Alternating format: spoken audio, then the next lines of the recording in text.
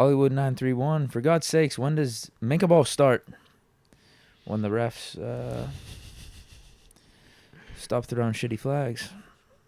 I guess. Yeah, maybe he could play more free when he knows he can play football and hit defenders, and make legal tackles, and not have to worry about getting flagged for it. Maybe that's when it starts.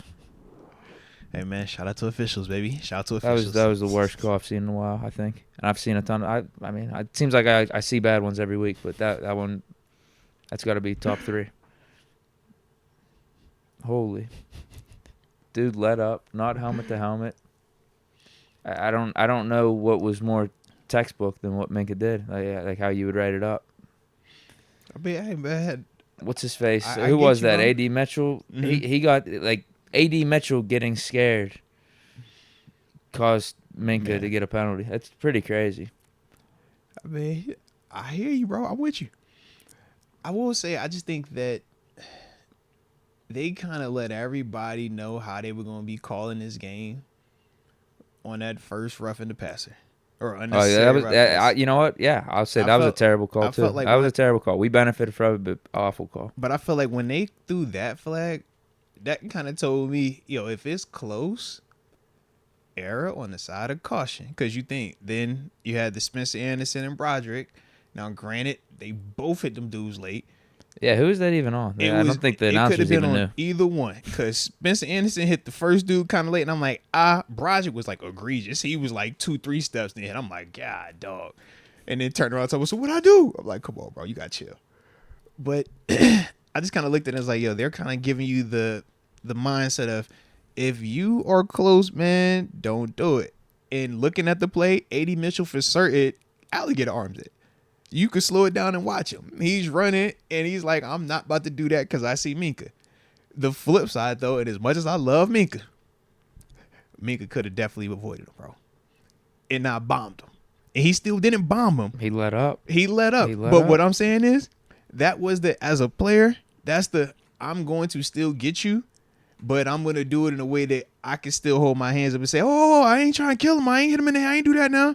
But you still wanted to bang him. And I don't have an issue with it because that's Minka's game, and I love that about Minka. My whole thing is just, you already are seeing how they are calling some of these calls where we're all like, all right. You don't think it was that bang, though? I'm just saying, knowing the athlete that Minka is, I'm not about to act like Minka can't. That's all I'm saying. If I'm arguing it in the court of law for him, then sure, yeah, he's not athletic enough to do any of that. But this is Minkah Fitzpatrick we talking about, man.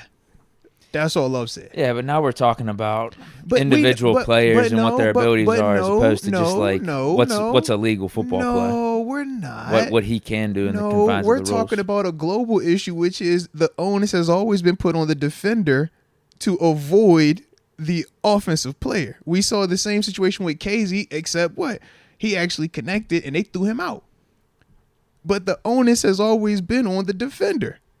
That's all I'm saying. I don't like the call. I don't like that that's what it is, but let's not act like that's not what it's been, is all I'm saying. Oh, this was even it hit a new low with this one though. It hit a new rock bottom. How many times do we see these flags come out and it's like, bro, you're flagging that, and it's like, yeah, the defender should have been he can avoid that. That's on the defender. He should have pulled up. That's on the defender. He should have done it. It's like, so you want the guy to just catch it? Yes.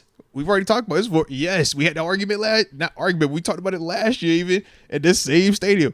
Man, when they throw the ball like that and this guy is actually going to leave his feet and go and he's going full speed to make a play on the ball, what do you do?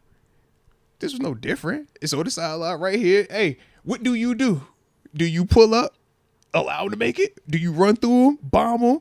Like, what do you do? It's a bad situation all around, man. It's crazy to me that he still pulled up, though. It's bad all around. He still pulled up. He for Minka standards, he pulled up. For Minka standards, he pulled up. He still hit the dude, though.